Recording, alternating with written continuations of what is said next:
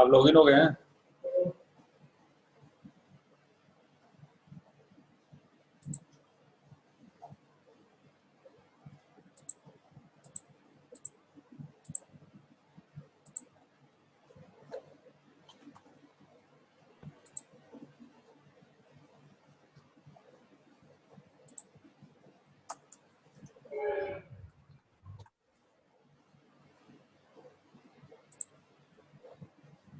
आपका शो नहीं कर रहा है यार। आ गया आ गया।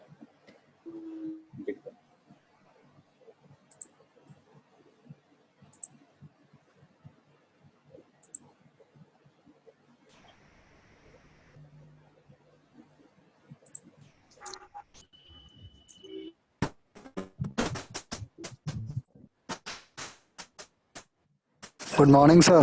Good morning. So good morning to everyone. Yesterday हमने आपको बताई थी कंपाइलर कंस्ट्रक्शन टूल, ठीक है, कंपाइलर कंस्ट्रक्शन टूल किट। तो इसमें मैंने थोड़ा सा एक बार फिर रिवाइज कर दे रहा हूँ फटाफट जल्दी। इसमें क्या बताया था मैंने कि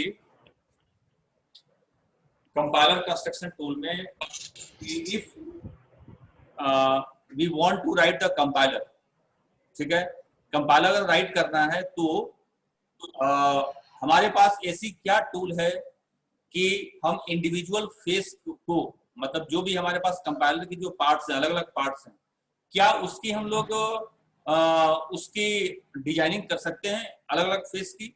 तो हाँ, कर सकते हैं। तो उसके लिए हमारे पास अलग अलग टूल्स है जिसको आपको स्टडी करनी पड़ेगी। तो मैंने बताया था आपको कि फर्स्ट वाली जो फेस है लेक्सिकल एनालाइजर।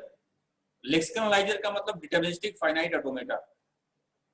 तो अगर आपको किसी भी पर्टिकुलर पैटर्न के लिए अगर लेक्सिकल एनालाइजर की डिजाइन करनी है तो आप किस इन्वायरमेंट में उसकी डिजाइन करोगे, आप कहाँ करोगे? जैसे टर्बो सी, भाई आपको सी की कोडिंग लिखनी होती है, तो सी की कोडिंग लिखनी होती है तो आपको पता है कि टर्बो सी सॉफ्टवेयर है, उसको आप इंस्टॉल करोगे और उसकी इन्वायरमेंट को आप यूज करोगे सोर्स कोड को राइट करने के लिए और कंपाइल करने के लिए। तो वैसे ही हमारे पास जो फर्स्ट वाली फेस है, फर्स्ट फेस के लिए जिस टूल का नाम है उस टूल को बोलते हैं लेक्स टूल। जो फर्स्ट वाली फेस है, क्या नाम है उसका? Lexical analyser. तो इसके पास जिस टूल का नाम है उसको बोलते हैं लेक्स टूल, ठीक है। तो लेक्स टूल क्या करेगा भाई? तो लेक्स टूल एक इनपुट लेगा रेगुलर एक्सप्रेशन, इनपुट लेगा रेगुलर एक्सप्रेशन एंड आउटपुट क्या देगा?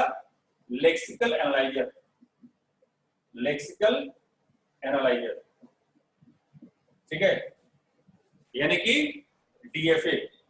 इसको क्या बोल दिया आपने? DFA. For the first phase we have the lex tool. इसको हम लोग आगे डिटेल में स्टडी करेंगे। सेकेंड वाली फेस क्या है? सेकेंड फेस है syntax analyser.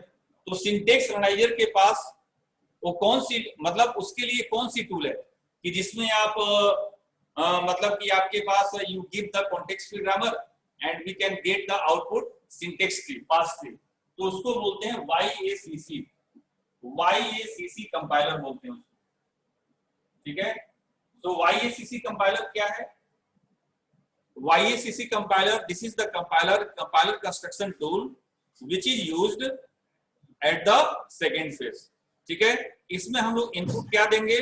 Context free grammar देंगे, मतलब रूल्स देंगे, कॉन्टेक्स्ट फ्री ग्रामर देंगे और उस ग्रामर के अकॉर्डिंग ये चेक करके बताएगा कि भाई ये जो आपने जो हमारे पास स्ट्रीम ऑफ जो टोकन्स आई हुई है, ये सिंटेक्स इसकी सही है या गलत है।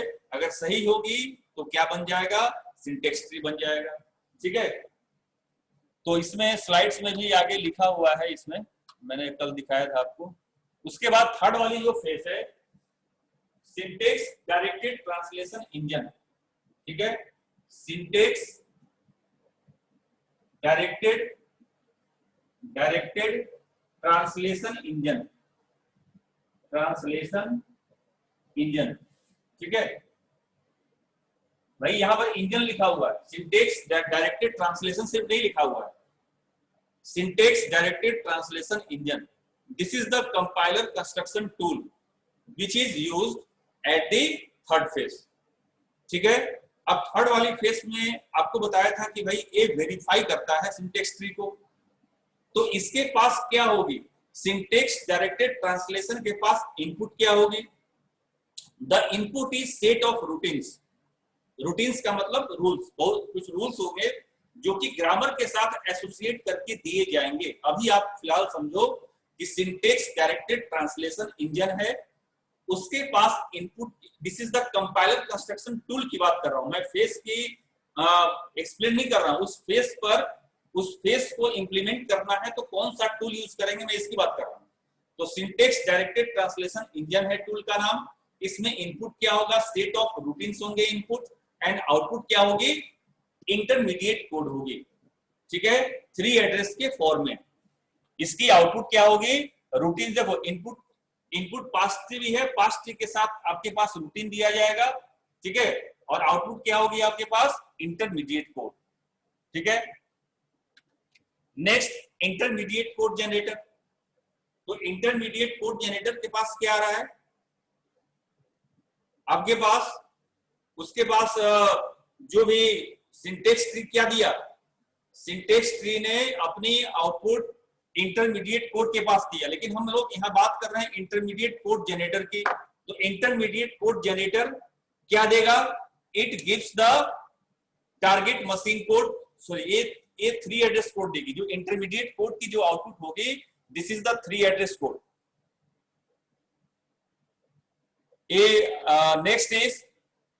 नेक्स्ट आपको बताया था मैंने data flow engine.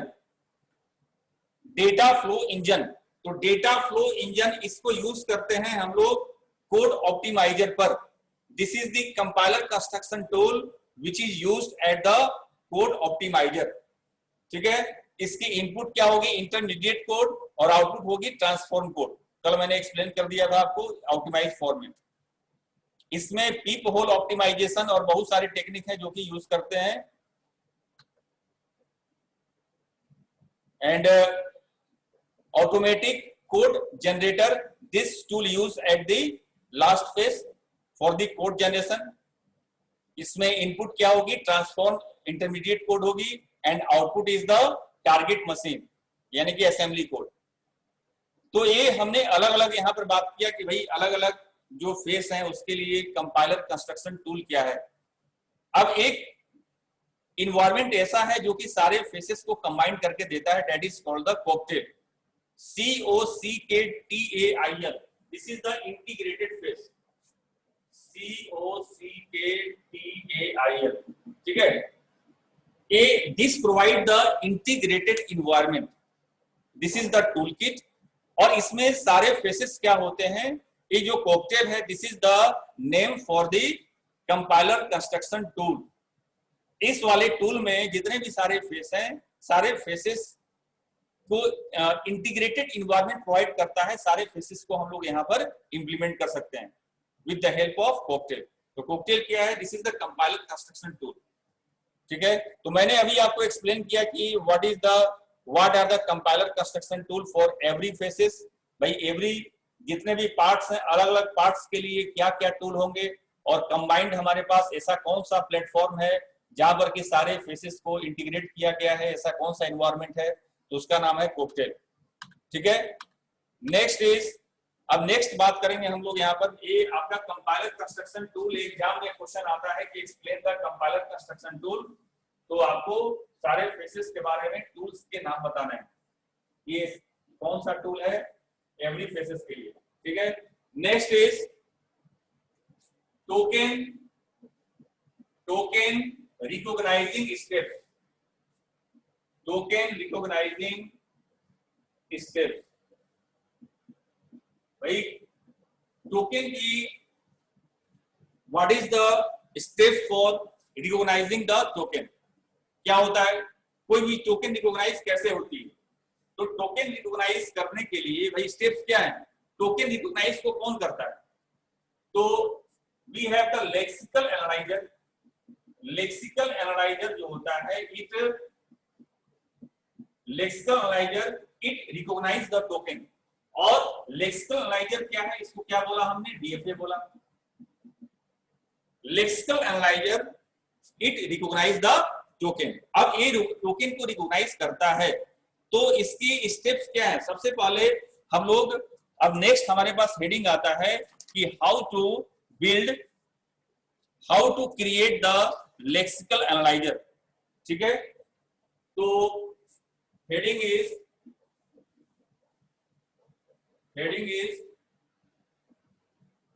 How to build lexical analyser. आवाज आ रही है इसको, how to build lexical analyser. ठीक है, हम लोग लेक्सिकल एनालाइजर बनाते कैसे हैं। तो फर्स्ट स्टेप क्या है, first step is specify the valid tokens, specify the valid tokens of a given language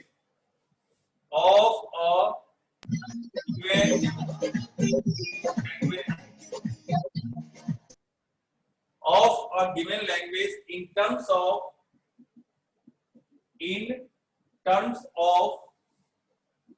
regular expression।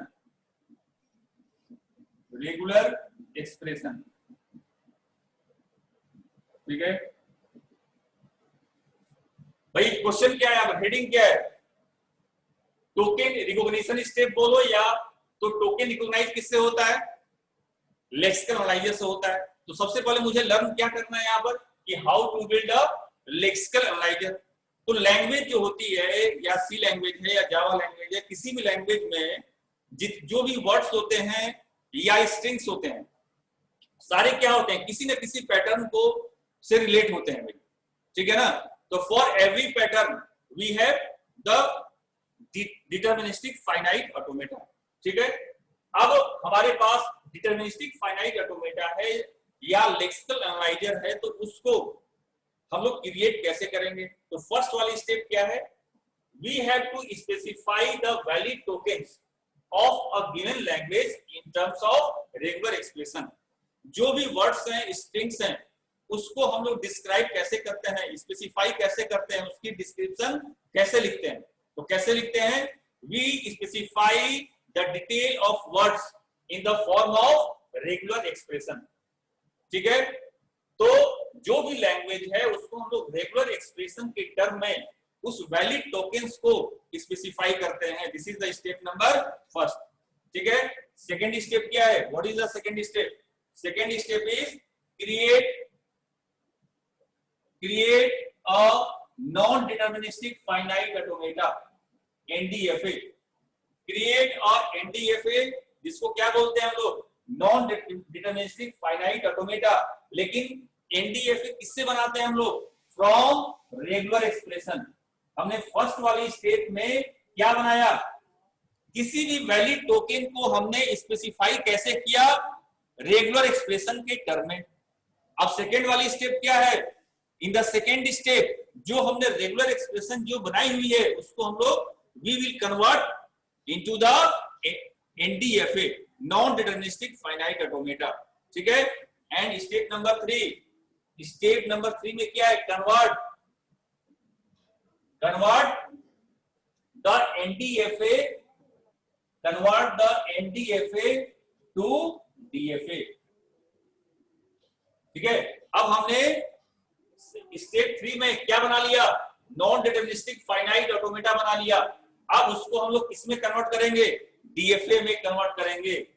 और यही DFA क्या बन गया, दिस DFA इज, भाई इस DFA को नेक्स्ट वाली स्टेप में क्या कर लो, आप मिनिमाइज कर लो। ठीक है, ये DFA क्या हो गया, मिनिमाइज कर लो इसको, मिनिमाइज्ड DFA। ठीक है, और स्टेप नंबर 5 में क्या कर दिया तुमने, इसको कोड में कन्वर्ट कर दिया, कन्वर्ट इनटू द कोड। इसको DFA को कन्वर्ट टू कोड। DFA को आपने किसमें कन्वर्ट कर दिया, कोड में। ठीक है, तो अब ये जो कोड होगा, दिस कोड, ये कोड किस चीज का है, ये डीएफए की कोड है। यानी कि एक्चुअली में हमारे पास क्या है, डीएफए है जो कि लेक्सिकल एनालाइजर है और जो कि टोकन को रिकॉग्नाइज कर रही है। ठीक है, तो इसको हमेशा याद रखना है कि किसी भी टोकन को रिकॉग्नाइज करने के लिए स्टेप नंबर फर्स्ट क्या है कि टोकन को आपको स्पेसिफाई करना है रेगुलर एक्सप्रेशन में। सेकेंड स्टेप क्या है, उसको आपको कन्वर्ट करना है नॉन डिटरमिनिस्टिक फाइनाइट ऑटोमेटा में। और थर्ड स्टेप क्या है कि उसको आपको डीएफए में कन्वर्ट करना है। तो मैंने डायग्राम के थ्रू यहाँ पर बताया हुआ है, इसको देख लो डायग्राम को। इस डायग्राम में वही चीज है यहाँ पर कि रिकॉग्नाइजिंग द टोकन। ठीक है, so how it recognize regular expression, then NFA, then DFA, then minimization of DFA। ठीक है, तो अब हम लोग को क्या स्टडी करनी है, so first we have to study what is the regular expression। ठीक है, so regular expression क्या होता है, क्यों स्टडी करनी है रेगुलर एक्सप्रेशन, क्योंकि मुझे लेक्सिकल एनालाइजर क्रिएट करना है। और लेक्सिकल एनालाइजर क्रिएट करना है तो हम स्टार्ट कहां से करेंगे, किसी भी वैलिड टोकन को स्पेसिफाई करने के लिए we are using the tool, और उस टूल का नाम क्या है, रेगुलर एक्सप्रेशन। ठीक है, so now we start the regular expression. आपने पढ़ा हुआ है ऑटोमेटा में, बट उसकी हम लोग थोड़ा सा उसको रिवाइज करेंगे कि रेगुलर एक्सप्रेशन क्या होता है। ठीक है, आपने सब पढ़ा हुआ है लेकिन मुझे रिवाइज करना है यहाँ पर। So next topic is regular expression. अब आप क्वेश्चन पूछोगे भाई रेगुलर एक्सप्रेशन क्यों स्टडी कर रहे हैं, इसका मैंने बता दिया आपको कि रेगुलर एक्सप्रेशन स्टडी क्यों कर रहे हैं, क्योंकि किसी भी टोकन को स्पेसिफाई करने का तरीका रेगुलर एक्सप्रेशन ही है और कोई दूसरा तरीका नहीं है। So what is the regular expression, लिखा हुआ है स्लाइड्स पर, इसको पढ़ लो। Regular expression are mathematical symbolism which describe the set of strings of specific language. ठीक है, regular expression are mathematical symbolism which describe the set of string of specific language. It provides and useful notation for representing token. किसी भी token को represent करने के लिए ये notation provide करता है, और उस नोटेशन का यूज करके हम लोग क्या करते हैं, टोकन को स्पेसिफाई करते हैं। ठीक है, तो इसकी डिफिनेशन और भी लिख सकते हैं। क्या लिख सकते हैं इसकी definition, a way to represent, a way to represent the string or words of a given language,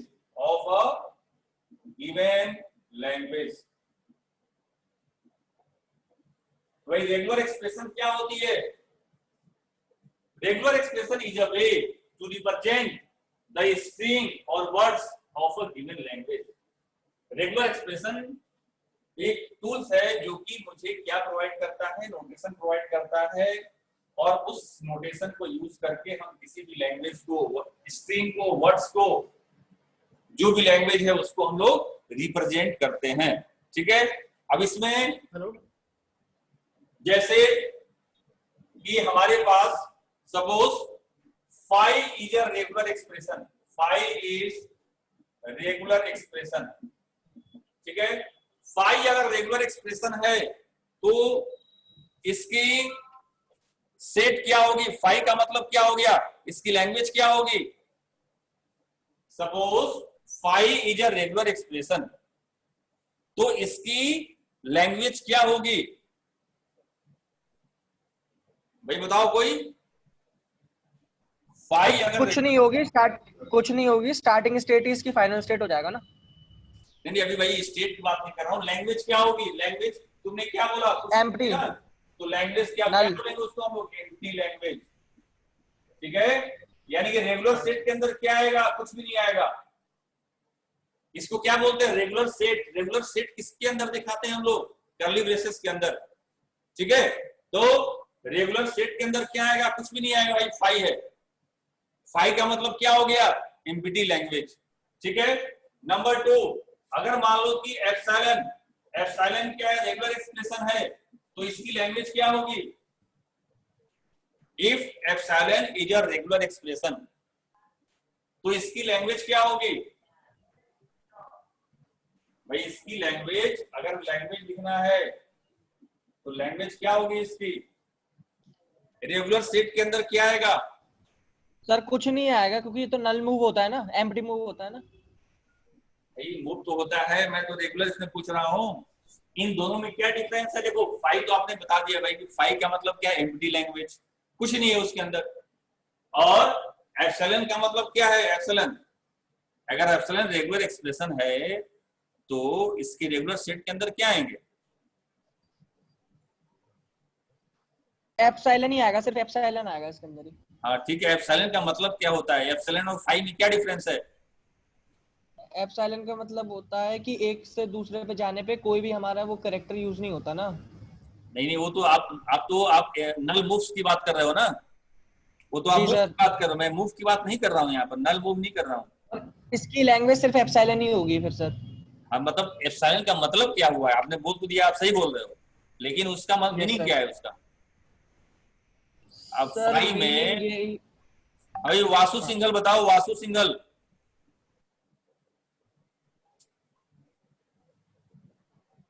Vasu single बताओ।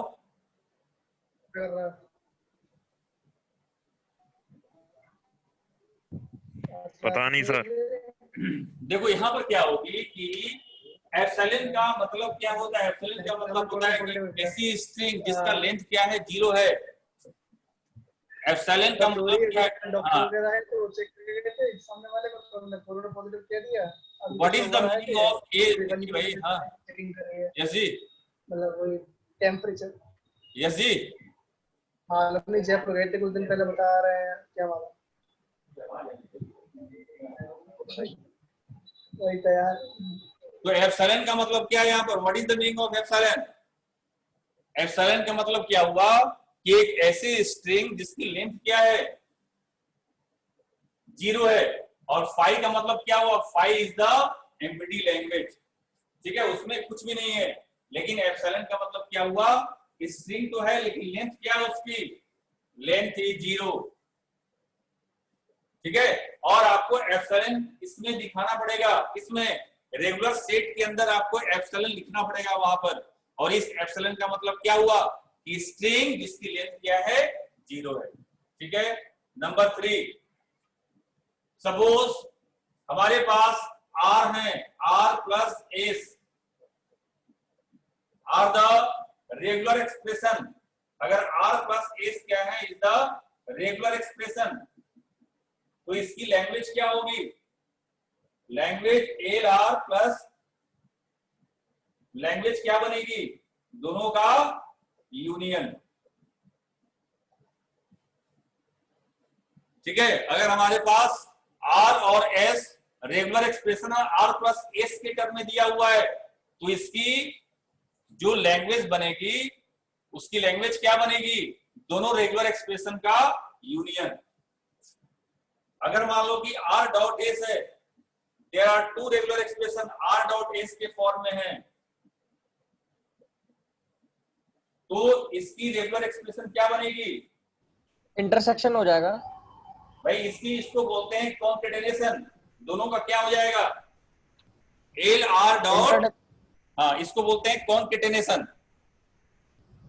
यस ठीक है। Sir. R s is a regular expression denoting the language. इसकी लैंग्वेज कैसे डिनोट करोगे? L r dot L s, ठीक है। उसके बाद अगर मान लो कि हमारे पास आर स्टार, आर स्टार को क्या बोलते हैं हम लोग? This is the Kleene closure. If this is a regular expression तो इसकी लैंग्वेज क्या होगी? लैंग्वेज इज एल आर का होल स्टार। मतलब अगर फॉर एग्जांपल आपने क्या लिखा? ए स्टार, तो ए स्टार का मतलब क्या हो गया? ए स्टार का मतलब कि भाई एक ऐसी स्ट्रिंग जिसकी लेंथ क्या हो गई? 0 हो गई, या तो ए आ गया या तो ए आ गया, लेंथ 1 हो गई, 2 हो गई, 3 हो गई, डैश डैश डैश, ठीक है। अगर एक आपके पास suppose you have single symbol, एक सिंबल है A is the regular expression, तो इसकी लैंग्वेज क्या होगी? तो रेगुलर सेट में क्या आएगा भाई? ये आएगा। ठीक है, तो मैं क्या बता रहा हूं यहां पर आपने देखा कि ये सब सारी जो चीजें हैं, आर प्लस एस हुआ या आर डॉट एस हुआ या आर स्टार हुआ या फाइव हुआ एप्सिलॉन हुआ, और भी बहुत सारे हैं रेगुलर एक्सप्रेशन, जैसे क्वेश्चन मार्क भी होता है, प्लस भी होता है, आर प्लस भी होता है, आर क्वेश्चन मार्क भी होता है। तो ये सब सारी चीजें क्या है कि ये नोटेशन है, दीज आर द नोटेशन, और ये नोटेशंस को प्रोवाइड किसने किया? These notations are provided by regular expression. अब इन नोटेशन का यूज करके हम लोग क्या करते हैं कि किसी भी लैंग्वेज को, स्ट्रिंग्स को एंड वर्ड्स को ऑफ अ पर्टिकुलर लैंग्वेज हम लोग क्या करते हैं? उसको स्पेसिफाई करते हैं उसको। ठीक है, तो ये सब सारे नोटेशंस कौन प्रोवाइड कर रहा है? रेगुलर एक्सप्रेशन प्रोवाइड कर रहा है। ठीक है, अब इसमें आपके पास एग्जाम में कुछ क्वेश्चंस भी आते हैं कि रेगुलर एक्सप्रेशन आपको लिखने के लिए दिया जाएगा। तो इसमें कुछ हम लोग देखते हैं यहां पर कि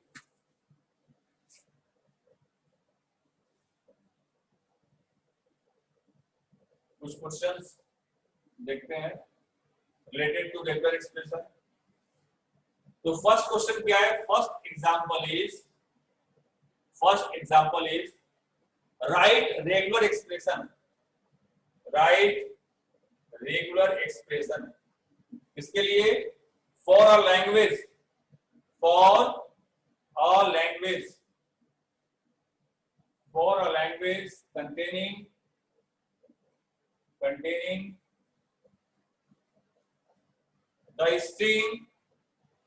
containing the strings of length 2,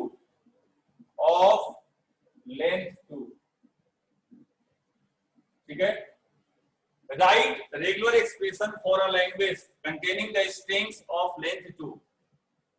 Input symbol omega square है इसका is 0,1, ठीक है।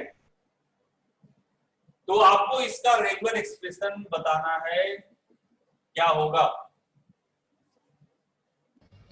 सर ओमेगा स्क्वायर होगा। अरे आपके पास इनपुट सिंबल, आप ये बताओ ना कि हमारे पास 2 लेंथ की स्ट्रिंग मुझे लिखनी है और इनपुट सिंबल 0,1 है। इसके लिए अच्छा। इसके लिए इनपुट सिंबल 0,1 दिया हुआ है, तो इसके लिए रेगुलर एक्सप्रेशन क्या होगा? क्या लिखेंगे रेगुलर एक्सप्रेशन? सर 0 + 1 का स्क्वायर, देन 0 + 1 होल स्ट्रिंग। चलो, किसने बोला? सर तरीश। अच्छा, ठीक, चलो सही बोल रही हो। और राशि गुप्ता बताओ आप।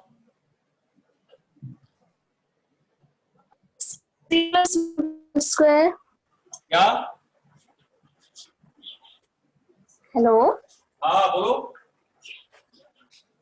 सर 0 + 1 का होल स्क्वायर। हाँ सही है। तो लेंथ आपके पास 2 है, तो लेंथ 2 है, तो भाई आपके पास 2 सिंबल है, या तो 0,1 हो सकता है, तो 1,1 हो सकता है, तो 1,0 हो सकता है। तो 0 + 1 और 0 + 1 आपने बोल दिया कि फर्स्ट वाली, भाई लेंथ 2 ही है आपका, तो फर्स्ट वाली एक तो हो गया आपका फर्स्ट वाली सिंबल और सेकंड वाली सिंबल। तो फर्स्ट वाले पर 0 बना सकता है और सेकंड वाले पर भी क्या आ सकता है? 0 बना सकता है। तो इसको आप 0 + 1 का होल स्क्वायर बोल सकते हो, 0 + 1 का पावर 2 बोल सकते हो इसको, ठीक है। तो 0 + 1 0 + 1, इससे क्या, कौन सी लैंग्वेज जनरेट होगी? भाई 0,0 भी हो सकता है, 0,1 हो सकता है, 1,0 हो सकता है, 1,1 भी हो सकता है, लेंथ 2 की स्ट्रिंग आएगी। तो मैं आपको इसलिए बता रहा हूं ये कि एग्जाम में क्वेश्चन आएंगे रेगुलर एक्सप्रेशन से रिलेटेड, आपको दिया रहेगा इसी तरह का लैंग्वेज, आपको उसकी रेगुलर एक्सप्रेशन लिखनी होगी, ठीक है ना। तो इससे रिलेटेड आपको क्वेश्चन प्रैक्टिस करने होंगे। दोबारा आपने पढ़ा हुआ है, और इसको आपको प्रैक्टिस करना है। एग्जाम्पल नंबर 2, एग्जाम्पल नंबर 2, ठीक है। इसमें आपको लिखना है राइट रेगुलर एक्सप्रेशन। आपको रेगुलर एक्सप्रेशन लिखना है किसके लिए? For a language containing strings. Strings में लिख रहा हूं कि कैसा होना चाहिए, strings which ends with ABB, ठीक है। और इसकी ओवर जो इनपुट सेट दिया हुआ है A, B। सर इसका आएगा A प्लस B का स्टार, उसके बाद ABB। सही है, वेरी गुड। तो right regular expression for a language strings which ends with ABB। तो भाई आपसे बोला गया है कि एंड होगा ABB से, लेकिन तो आपने क्या लिख दिया है? ABB लिख दिया, भाई एंड हो रहा है। लेकिन एंड बोला गया है, लेकिन स्टार्टिंग में यहाँ पर कुछ भी आ सकता है, नहीं भी आ सकता है और आ भी सकता है। और आना किसमें से? A और B में से ही आना है, या तो नहीं आएगा तो आएगा। तो हम लोग क्या लिखेंगे यहाँ पर? A प्लस B का स्टार। तो भाई A प्लस B का स्टार दे दिया, तो अगर कुछ भी नहीं आया तो लेंथ हो सकता है स्ट्रिंग की 0 आ जाए, ठीक है। और अगर मान लो कि यहाँ पर क्या आया, सपोज A भी आ सकता है, B भी आ सकता है, ठीक है, तो कुछ भी आ सकता है। तो हमने क्या दे दिया यहाँ पर? A प्लस B का स्टार और ABB। एग्जाम्पल नंबर 3,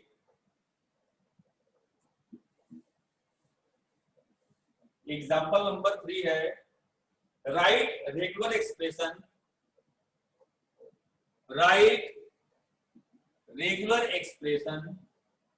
ठीक है, for recognising identifier,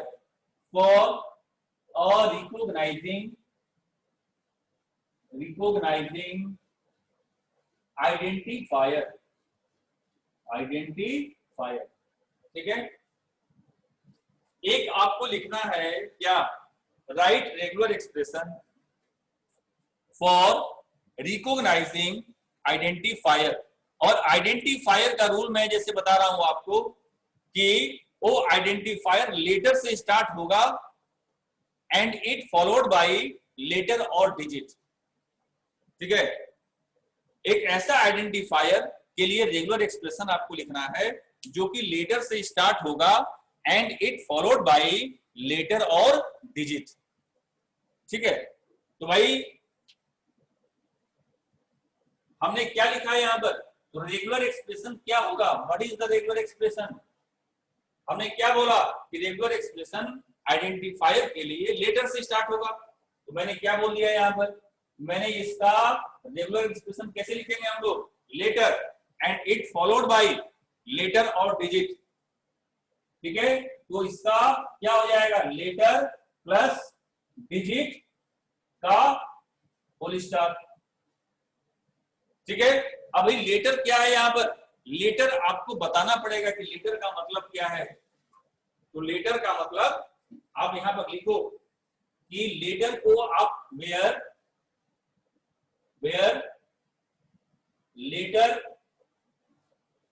letter is equal to क्या है?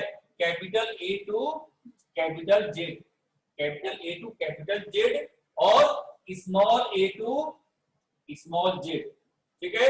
और डिजिट का मतलब क्या है यहाँ पर? What is the digit? तो डिजिट का मतलब क्या है? 0 1 डैश डैश 9 तक। सो what is the regular expression for recognising identifier?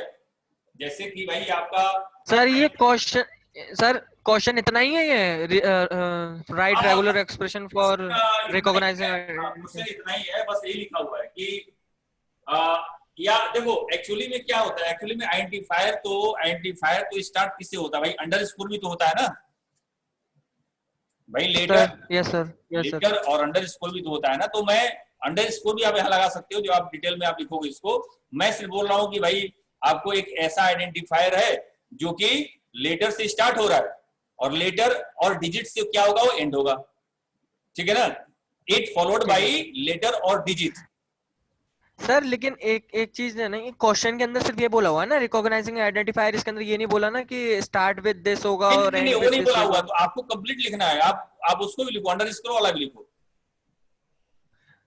ठीक है, ठीक है ना। इसमें एक मैं समझा रहा हूं आपको बस इसके लिए, ठीक है। आप उसको जब जो कंप्लीट है उसका रूल है, आप उसको आप फॉलो करो, ठीक है। मैं बोल रहा हूं, मैं क्या बोल रहा हूं कि भाई ये क्या, इसमें लिखा नहीं, इसमें क्वेश्चन क्या दिया हुआ, क्वेश्चन दिया हुआ है कि write a regular expression for identifier, ठीक है, इसमें क्वेश्चन नहीं दिया हुआ है। तो अगर इसको आप अंडरस्कोर लगाना चाहते हो तो क्या होगा बताओ, इसको क्या चेंज हो जाएगा इसमें?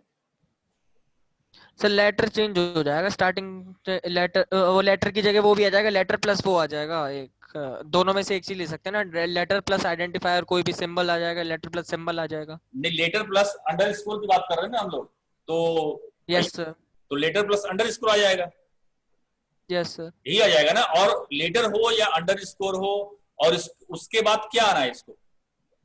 लेटर प्लस डिजिट ही आएगा, उसके बाद दोनों में से एक चीज आएगी। लेटर प्लस डिजिट का स्टार ही आना है, हाँ सर, ठीक है ना। तो ठीक है। भाई आप, मैं क्या बता रहा हूं कि वो आइडेंटिफायर हो या कीवर्ड्स हो या कोई सा भी सिंबल हो, सबके लिए सबसे पहली चीज क्या लिखी जाती है? सबसे पहली चीज रेगुलर एक्सप्रेशन लिखी जाती है, ठीक है ना। उसको स्पेसिफाई, किसी भी पैटर्न को, आप सी लैंग्वेज हो, जावा लैंग्वेज हो, चाहे कोई सा भी लैंग्वेज हो, उसकी वर्ड्स को, स्ट्रिंग को स्पेसिफाई किसमें की जाती है? रेगुलर एक्सप्रेशन में स्पेसिफाई की जाती है, ठीक है। अब जैसे नेक्स्ट क्वेश्चन दिया, मान लो कि मैं दे रहा हूं आपको कि right regular expression for the language, मैं लिख रहा हूं इसको, ब्लैक बोर्ड पर लिख रहा हूं इसको,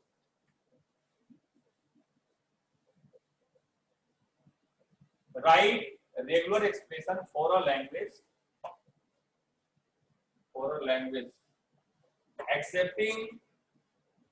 accepting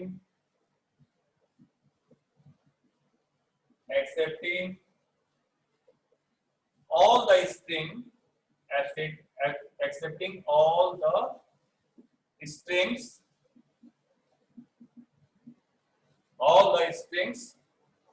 are ending with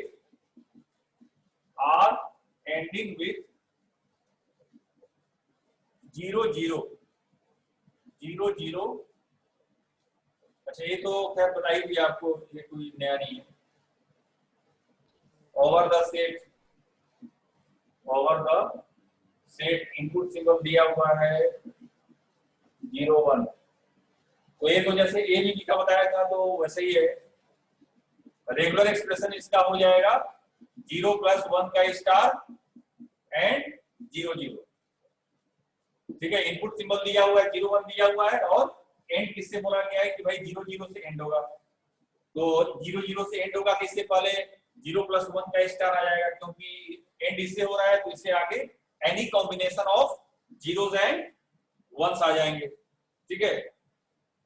next question है example, next example is regular expression, आपको बताना है regular expression for the language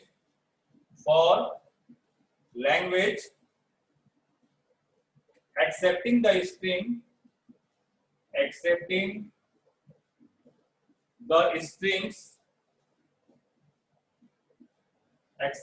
strings which are starting with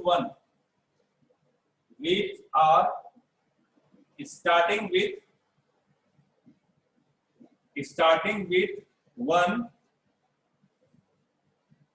and ending with